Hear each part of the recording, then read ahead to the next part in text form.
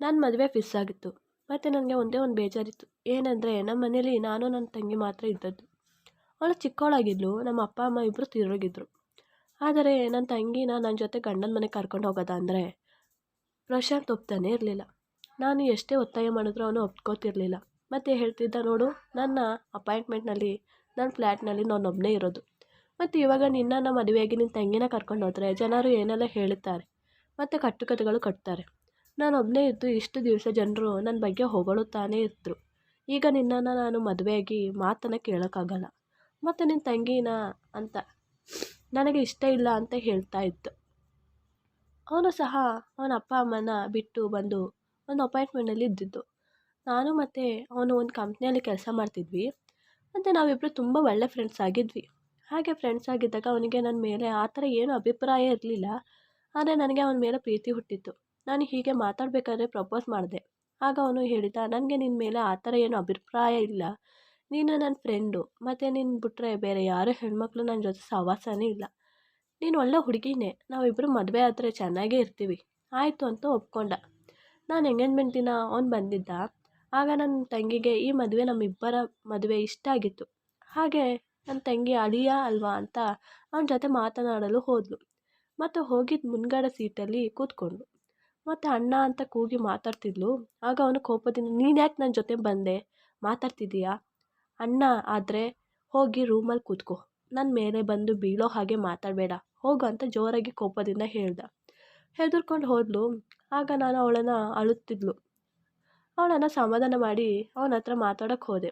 ಅವನಿಗೆ ಏನೇ ಹೇಳಿದ್ರು ಒಪ್ತಾನೇ ಇರಲಿಲ್ಲ. ನಿನ್ನ ತಂಗಿ ಥರ ಅಲ್ವಾ ಅಂತ ಹೇಳಿದ್ರು ಅವನು ಒಪ್ತಾನೇ ಇರಲಿಲ್ಲ. ಮತ್ತು ಹೇಳ್ತಿದ್ದ, ಎಲ್ಲ ಹೆಣ್ಮಕ್ಳು ಒಂದೇ ಥರ, ಗಂಡು ಮಕ್ಕಳನ್ನ ಹೇಗಾದರೂ ಮಟಾಯಿಸ್ಬಿಡ್ತಾರೆ ಅಂತ.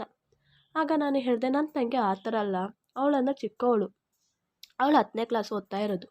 ಅವಳು ನಿಮ್ಮನ್ನು ಅಣ್ಣ ಅಂದ್ಕೊಂಡು ಮಾತಾಡೋಕ್ಕೆ ಬಂದಿದ್ದು. ನೀವು ಅವಳನ್ನು ಹೋಗಿ ಹೀಗೆಲ್ಲ ಹೇಳ್ತಿದ್ದೀರಲ್ಲ ಅಂತ ಹೇಳಿದೆ.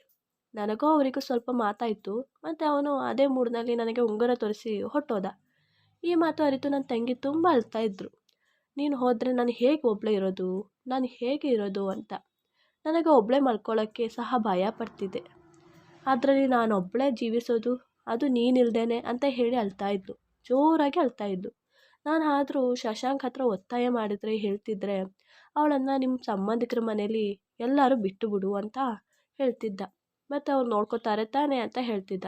ಆಗ ನಾನು ಅಂದ್ಕೋತಿದ್ದೆ, ನಮ್ಮ ಅಪ್ಪ ಅಮ್ಮ ಸತ್ತ ಮೇಲೆ ಒಂದು ಸಲನೂ ನಮ್ಮನ್ನು ಹೇಗಿದ್ದಾರೆ ಅಂತ ತಿರುಗಿ ನೋಡಿದವರು ಇನ್ನು ಅವಳನ್ನು ಕರ್ಕೊಂಡು ಹೋಗ್ಬಿಡ್ತಾರೆ ಅಷ್ಟೇ. ಮತ್ತು ನನ್ನ ತಂಗಿ ಅವಸ್ಥೆ ಏನು ಮಾಡೋದು ಅಂತ ಗೊತ್ತಾಗ್ತಾನೇ ಇರಲಿಲ್ಲ.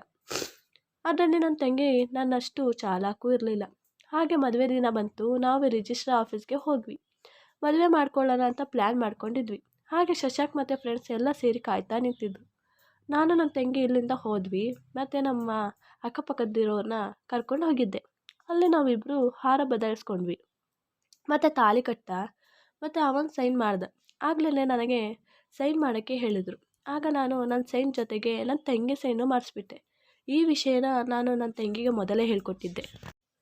ಮತ್ತು ಎಲ್ಲರೂ ನನ್ನ ಮುಖ ನೋಡ್ತಾ ಇದ್ದರು. ಮತ್ತು ಎಲ್ಲರೂ ಬೈಕೋತಿದ್ರು, ಇದೇನು ಹೀಗೆ ಮಾಡಿದ್ದಾಳೆ ಅಂತ. ಮತ್ತು ಆಫೀಸಲ್ಲಿರುವ ಮ್ಯಾನೇಜರ್ ಹೇಳ್ದ, ಶಶಾಂಕ್ ಹತ್ರ ಇನ್ನೂ ಅವಳ ತಂಗಿ ಜೊತೆ ನೀವು ಮದುವೆ ಆಗಿದೆ ಅಂತ. ಶಶಾಂಕ್ ಕೋಪದಿಂದ ನನ್ನನ್ನು ನೋಡ್ಕೋತಿದ್ದ. ಮತ್ತು ಆ ಮ್ಯಾನೇಜರ್ ಹೇಳ್ದ, ನೀವೇ ನೋಡ್ಕೋಬೇಕು ಅಂತ ಹೇಳ್ದ. ಹಾಗೆ ಎಲ್ಲರೂ ಸಪ್ಪಗೆ ಮನೆಗೆ ಹೋದ್ವಿ. ನಾನು ನನ್ನ ತಂಗಿ ಶಶಾಂಕ್ ಮನೆಗೆ ಹೋದ್ವಿ. ನಾನು ಮೊದಲೇ ನನ್ನ ತಂಗಿದ್ದು ನಂದು ಇಬ್ಬರದ್ದು ಬಟ್ಟೆ ಎಲ್ಲ ಪ್ಯಾಕ್ ಮಾಡಿ ಮಡಗಿದ್ದೆ. ಶಶಾಂಕ್ ಮನೇಲಿ 2 ರೂಮ್ ಇತ್ತು. ಅದರಲ್ಲಿ ಒಂದು ರೂಮನ್ನು ನಾನು ನನ್ನ ತಂಗಿಗೆ ರೋಹಿಣಿಗೆ ಕೊಟ್ಟೆ. ಮತ್ತು ಅಲ್ಲಿ ಹೋಗಿ ಮಲ್ಕೊ ಅಂತ ಹೇಳಿದೆ. ಬಟ್ಟೆ ಎಲ್ಲ ಮಡಗಿ ಅವಳು ಮಲ್ಕೊಂಡ್ಳು. ನಾನು ಮೆಲ್ಲಗೆ ಶಶಾಂಕ್ ರೂಮ್ಗೆ ಹೋದೆ. ಅಲ್ಲಿ ಹೂಗಳಿಂದ ರೂಮ್ ಡೆಕೋರೇಷನ್ ಆಗಿತ್ತು. ಶಶಾಂಕ್ನ ನೋಡಿದರೆ ಕೋಪದಿಂದ ಸಿಗರೆಟ್ ಸೇದ್ಕೊಂಡು ಅಲ್ಲಿ ಕೂತಿದ್ದ. ನಾನು ಒಳಗೆ ಹೋಗಿ ರೂಮ್ ಡೋರ್ ಲಾಕ್ ಮಾಡಿ ಶಶಾಂಕ್ ಪಕ್ಕದಲ್ಲಿ ಕೂತ್ಕೊಂಡೆ. ಶಶಾಂಕ್ ನನ್ನನ್ನು ಕೋಪದಿಂದ ನೋಡ್ದ. ನಾನು ಹಾಗೆ ಹೇಳಿದೆ, ಸಾರಿ ಕಣೋ ಶಶಾಂಕ್ ಅಂತ. ಆಗ ಅವನು, ನೀ ಏನು ಮಾಡಿದೆ, ನೀನು ನನ್ನ ಜೀವನದಲ್ಲಿ ಅಂತ ಹೇಳ್ದ. ನನ್ನನ್ನು ನೀನು ಆಟದ ಗೊಂಬೆ ಅಂತ ತಿಳ್ಕೊಂಡಿದ್ದೀಯಾ ಅಂತ ಹೇಳ್ದ. ನಾನು ಹೇಳಿದೆ ಆವಾಗ, ನೀನು ಏನೇ ಹೇಳಿದರೂ ಒಪ್ತಾ ಇರಲಿಲ್ಲ. ನನಗೆ ಬೇರೆ ದಾರಿನೇ ಇರಲಿಲ್ಲ. ಅದಕ್ಕೆ ನಾನು ಹೀಗೆ ಮಾಡಿದೆ. ಈಗ ಏನಾಗಿಲ್ಲ, ಅವಳು ಓದು ಕಂಪ್ಲೀಟ್ ಮಾಡೋ ತನಕ ಅವಳಿಲ್ಲೇ ಅವಳ ಪಾಡಿಗೆ ಇರಲಿ. ನಾವಿಬ್ಬರು ನಮ್ಮ ಪಾಡಿಗೆ ಇರೋಣ. ಮತ್ತು ಅವಳು ಓದು ಮುಗಿದ ಮೇಲೆ ನಿಮಗೆ ಡೈವರ್ಸ್ ಕೊಡಿಸಿ ಅವಳಿಗೆ ಒಂದು ಒಳ್ಳೆ ಹುಡುಗನ ನೋಡಿ ಮದುವೆ ಮಾಡಿಸ್ತೀನಿ. ಈಗ ನಾವಿಬ್ರು ಇಲ್ಲಿದ್ದರೆ ಜನರು ಏನು ಹೇಳೋಕ್ಕಾಗಲ್ಲ. ಈ ವಿಷಯ ಮೊದಲೇ ಅವಳಿಗೆ ಹೇಳಿ ಸಮಜಾಯಿಸಿದ್ದೆ. ಅವಳು ಇದಕ್ಕೆ ಒಪ್ಕೊಂಡಿದ್ದಾಳೆ. ಅದಕ್ಕೆ ನಾನು ಹೀಗೆ ಮಾಡಿದ್ದು ಅಂತ ಕಾಲು ಹಿಡ್ಕೊಂಡು ಕ್ಷಮೆ ಕೇಳಿದೆ. ಶಶಾಂಕ್ ಹೇಳ್ದೆ, ನೀವಿಬ್ರು ಏನಾದರೂ ಮಾಡ್ಕೊಂಡು ಸಾಯಿರಿ. ಮತ್ತು ನಿಮ್ಮ ತಂಗಿಗೆ ಹೇಳ್ಬಿಡು ನನ್ನ ಹತ್ರನೂ ಬರಬಾರ್ದು ಅಂತ. ಮತ್ತು ನೀನು ಮುಂದೆ ಅನ್ಭವಿಸುತ್ತೀಯ ಇದಕ್ಕೆ ಅಂತ ಹೇಳಿ ಹೊಟ್ಟೋದ. ಮತ್ತು ಸ್ವಲ್ಪ ಹೊತ್ತು ಆದಮೇಲೆ ಬಂದ. ಮತ್ತು ಹೆಣ್ಮಕ್ಳು ಗಂಡ್ಮಕ್ಳನ್ನ ಹೇಗೆ ಅವರ ವಶಕ್ಕೆ ತರಿಸ್ಬೇಕು ಅಂತ ಗೊತ್ತು ಅಲ್ವಾ. ಅದು ಮೊದಲು ಮದುವೆ ಆಗಿದ್ದ ದಿನ. ಗಂಡು ಮಕ್ಕಳಿಗೆ ಎಷ್ಟೇ ಇದ್ದರೂ ದೂರ ಇರೋಕ್ಕಾಗಲ್ಲ. ಹಾಗೆ ಅವನು ನನ್ನ ಮಾತಿಗೆ ಬಂದುಬಿಟ್ಟ. ಹಾಗೆ ನಾವಿಬ್ಬರು ತುಂಬ ಚೆನ್ನಾಗಿದ್ವಿ. ನನ್ನ ತಂಗಿ ಕಾಲೇಜ್ಗೆ ಹೋಗ್ತಾಯಿದ್ಲು. ಮತ್ತು ಅಲ್ಲಿ ಅಕ್ಕಪಕ್ಕದ ಜನರೆಲ್ಲ ಏನೆಲ್ಲ ಮಾತಾಡ್ಕೋತಿದ್ರು ನನ್ನನ್ನು ನೋಡಿ. ನಾನು ಅದನ್ನು ತಲೆಗೆ ತಗೋತಿರ್ಲಿಲ್ಲ. ಮತ್ತು ಶಶಾಂಕ್ ಇರುವಾಗ ಮತ್ತು ಆಫೀಸ್ನಿಂದ ಬರುವಾಗ ನಾನು ಏನೋ ಒಂದು ವಿಷಯ ಹೇಳಿ ರೋಹಿಣಿನ ಅವಳ ರೂಮ್ಗೆ ಕಳಿಸ್ಬಿಡ್ತಿದ್ದೆ. ಮತ್ತು ಶಶಾಂಕ್ ಕೆಲಸ ಎಲ್ಲ ನಾನೇ ಮಾಡಿಕೊಡ್ತಿದ್ದೆ. ಶಶಾಂಕ್ ನೋಡಿದ್ರೆ ರೋಹಿಣಿ ಸ್ವಲ್ಪ ಭಯ ಇತ್ತು.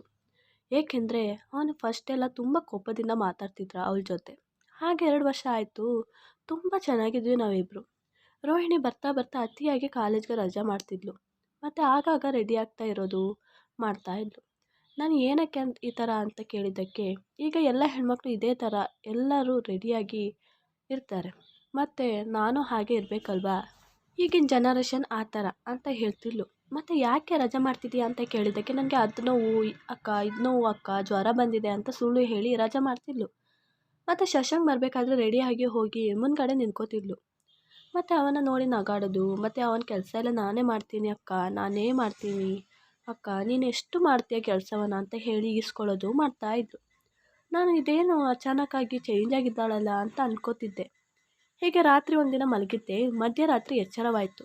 ಮತ್ತು ಈ ಸೈಡ್ ತಿರುಗಿ ನೋಡ್ತೀನಿ, ಶಶಾಂಕ್ ಇರಲಿಲ್ಲ. ನಾನು ಶಶಾಂಕ್ ಎಲ್ಲಿ ಹೋಗಿದ್ದಾನೆ ಅಂತ ಅಂದ್ಕೊಂಡು ಹೊರಗಡೆ ಬಂದು ಹಾಲಲ್ಲಿ ನಿಂತಾಗ ನನಗೆ ರೋಹಿಣಿ ನಗಾಡೋ ಸೌಂಡು ಬರ್ತಾಯಿತ್ತು. ಮತ್ತು ಶಶಾಂಕ್ ಮಾತುಗಳು ಕೇಳ್ತಾಯಿದ್ವು. ನಾನು ಇದೇನು ಇವರಿಬ್ಬರು ಮಾತು ಕೇಳ್ತಿಲ್ವಲ್ಲ ಅಂತ ಅಂದ್ಕೊಂಡು ಆ ರೂಮ್ ಕಿಟಕಿ ಮೆಲ್ಲಗೆ ತೆಗೆದು ನೋಡಿದೆ. ಆಗ ರೋಹಿಣಿ ರೆಡಿಯಾಗಿ ಸುಂದರಿಯಾಗಿ ಕೂತಿದ್ಲು. ಮತ್ತು ಶಶಾಂಕ್ ಅವಳನ್ನು ಹೊಗಳ್ತಿದ್ದ. ಮತ್ತು ಶಶಾಂಕ್ ಭುಜದಲ್ಲಿ ಅವಳು ಮಲಗಿದ್ಲು. ನನಗೆ ಇದು ನೋಡಿದ್ದೆ ಕೋಪ ನೆತ್ತಿಗೇರಿತು. ಯಾವುದೇ ಅಕ್ಕ ಏನು ಬೇಕಾದರೂ ಶೇರ್ ಮಾಡ್ಕೋತಾರೆ, ಆದರೆ ಗಂಡನ ಮಾತ್ರ ಶೇರ್ ಮಾಡ್ಕೊಳಕ್ಕಾಗ. ಇದನ್ನು ನೋಡಿದ್ದೆ. ನಾನು ಬೇಗ ಹೋಗಿ ರೂಮ್ನ ಬಾಗಿಲು ತಟ್ಟಿದೆ. ಶಶಾಂಕ್ ಓಡಿ ಬಂದು ಬಾಗಿಲು ತೆಗ್ದ. ಆಗ ರೋಹಿಣಿ ನರ್ವಸ್ ಆಗಿ ಅಲ್ಲಿ ನಿಂತಿದ್ಲು. ಶಶಾಂಕ್ ಇರೇ ಮಾತು ಹೇಳಬೇಕು ಅಂತ ಹೇಳ್ತಾ ಇದ್ದ. ಅದನ್ನು ಕೇಳಿದೆ. ನಾನು ರೋಹಿಣಿನ ಕೆಪಾಲಕ್ಕೆ ಒಂದು ಹೊಡೆದೆ. ಮತ್ತು ಹೇಳಿದೆ, ನಿನಗೆ ಎಷ್ಟು ಧೈರ್ಯ ಅಂತ. ಮತ್ತು ಅವಳನ್ನು ತಳ್ಳಿದ್ದಕ್ಕೆ ಅವಳು ಕೆಳಗೆ ಬಿದ್ದಳು. ಮತ್ತು ಅವಳನ್ನು ಶಶಾಂಕ್ ಎತ್ತಿದ. ಮತ್ತು ಅವಳಿಗೆ ಏನಾಯಿತು ಅಂತ ಕೇಳ್ತಾ ಇದ್ದ. ಮತ್ತು ಅವನು ಎದ್ದು ಬಂದು ನನ್ನ ಕೆನೆಗೆ ಹೊಡೆದ. ಮತ್ತು ಹೇಳ್ದ, ನಿನಗೆ ಎಷ್ಟು ಇಲ್ಲಿ ಅಧಿಕಾರ ಇದೆಯೋ ಅಷ್ಟೇ ಇವಳಿಗೂ ಅಧಿಕಾರ ಇದೆ. ಮತ್ತು ಅವಳನ್ನು ಇವತ್ತಿನ ತನಕ ಹೇಗೆ ನೋಡ್ಕೊಂಡಿದ್ದೆ ಅದೇ ಥರ ನೋಡ್ಕೊಳ್ಬೇಕು. ನೀನೇ ತಾನೇ ನನಗೆ ಅವಳ ಜೊತೆ ಮದುವೆ ಮಾಡಿಸಿದ್ದು, ಅದಕ್ಕೆ ನಾನು ಅವಳ ಜೊತೆ ಹೀಗೆ ಇದ್ದೀನಿ. ನೀನೇನು ಅಂದ್ಕೊಂಡೆ?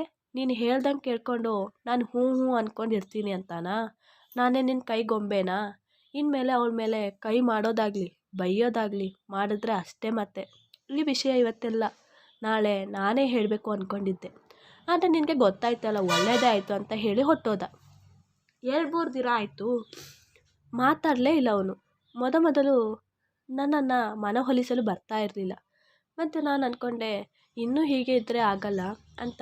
ನಾನೇ ಅವನ ಹತ್ರ ಹೇಳಿದೆ, ಇನ್ನು ನಾನು ಅವಳ ಜೊತೆ ಚೆನ್ನಾಗಿರ್ತೀನಿ, ಮತ್ತು ನಾವು 3 ಜನ ಒಂದಾಗಿರೋಣ ಅಂತ ಹೇಳಿ ಅವತ್ತಿನಿಂದ ಅವರಿಬ್ಬರ ಜೊತೆ ಚೆನ್ನಾಗಿದ್ದೆ. ಮತ್ತು ಒಂದಿನ ಇಡೀ ಗ್ಯಾಸ್ ಬಿಟ್ಟು ನಾನು ಮಾರ್ಕೆಟ್ಗೆ ಹೋಗಿ ಬರ್ತೀನಿ, ನೀನು ಅಡುಗೆ ಮಾಡಿ ಮಡಗಿರು ಅಂತ ಹೇಳಿ ಹೊಟ್ಟೋದೆ. ಮತ್ತು 2-3 ಗಂಟೆ ಸುಮ್ಮನೆ ಶಾಪಿಂಗ್ ಮಾಡಿ ಮನೆಗೆ ಬಂದೆ. ಆಗ ಅಲ್ಲಿ ಎಲ್ಲ ಜನರು ಸೇರಿದ್ರು. ನಾನು ಮನಸ್ಸಲ್ಲಿ ಅಂದ್ಕೊಂಡೆ, ನಾನು ಅಂದ್ಕೊಂಡಿದ್ದು ಆಯಿತು ಕಾಣುತ್ತೆ ಅಂತ. ಮತ್ತು ಹೋದಿ ನೋಡಿದೆ, ರೋಹಿಣಿ ಸುತ್ತ ಕರಕಲಾಗಿದ್ಲು ಮತ್ತು ಸತ್ತಿದ್ಲು. ಅಲ್ಲಿ ಶಶಾಂಕ್ ಅಳ್ತಾ ಇದ್ದ. ನಾನು ಏನಾಯ್ತು ಅಂತ ಏನೂ ಗೊತ್ತಿಲ್ದಂಗೆ ಹಾಗೆ ಅವನ ಹತ್ರ ಹೋಗಿ ಅಳ್ತಾ ಇದ್ದೆ. ಅವಳ ಅಂತ್ಯ ಸಂಸ್ಕಾರ ಆಯಿತು. ಹಾಗೆ ರಾತ್ರಿ ಶಶಾಂಕ್ನ ಸಮಾಧಾನ ಮಾಡಲು ಹೋದೆ. ಆಗ ನೀನು ಯಾಕೆ ಅಳ್ತಾ ಇದ್ದೀಯಾ, ನಿನಗೆ ಖುಷಿಯಾಗಿರುತ್ತೆ ಅಲ್ವಾ ಅಂತ ಹೇಳ್ದ. ನನಗೆ ಅವನು ಏನು ಹೇಳ್ತಿದ್ದಾನೆ ಅಂತ ಅಂದ್ಕೊಂಡೆ. ಆಗ ಏನು ಹಾಗೆ ನೋಡ್ತಿದ್ಯಾ, ನನಗೆ ಗೊತ್ತು ಈ ಕೆಲಸ ನೀನೇ ಮಾಡಿರೋದು ಅಂತ. ರೋಹಿಣಿ ಸಾಯೋಕ್ಕಿಂತ ಮುಂಚೆ ನನಗೆ ಫೋನ್ ಮಾಡಿದ್ಲು. ಆಗ ಹೇಳ್ತಾ ಇದ್ಲು, ಅಕ್ಕ ಮಾರ್ಕೆಟ್ಗೆ ಹೋಗಿದ್ದಾಳೆ ಮತ್ತು ಅಡುಗೆ ಮಾಡಿ ಮಡಗಿರು ಅಂತ ಹೇಳಿದ್ದಾಳೆ, ನಿಮಗೆ ಏನು ತಿನ್ನಬೇಕು ಈಗ ಅದು ಮಾಡ್ತೀನಿ ಅಂತ ಹೇಳ್ತಾ ಹೋಗಿ ಗ್ಯಾಸ್ ಆನ್ ಮಾಡಿದ್ಲು. ಆಗ ಹೀಗೆ ಆಗಿರೋದು. ಇದೆಲ್ಲ ನಿನ್ನ ಕುತಂತ್ರ ತಾನೇ ಅಂತ ಹೇಳೋಷ್ಟರಲ್ಲಿ ಪೊಲೀಸ್ ಬಂದರು ಮತ್ತು ಅರೆಸ್ಟ್ ಮಾಡ್ಕೊಂಡು ಹೋದರು. ಹಾಗೆ ನಾನು 10 ವರ್ಷ ಜೈಲಲ್ಲಿದ್ದು ಈಗ ಬಂದಿದ್ದೀನಿ. ನನಗೆ ನನ್ನ ತಂಗಿನ ಕೊಲ್ಲಲು ಇಷ್ಟ ಇರಲಿಲ್ಲ. ನನ್ನ ಗಂಡಕ್ಕೋಸ್ಕರ ಹೀಗೆ ಮಾಡಿದೆ. ಆದರೆ ಈಗ ನನಗೆ ನನ್ನ ತಂಗಿನೂ ಇಲ್ಲ, ನನ್ನ ಗಂಡನೂ ಇಲ್ಲ. ಈ ವಿಡಿಯೋ ಇಷ್ಟವಾದಲ್ಲಿ ಪ್ಲೀಸ್ ಲೈಕ್ ಆ್ಯಂಡ್ ಸಬ್ಸ್ಕ್ರೈಬ್ ಮಾಡಿ.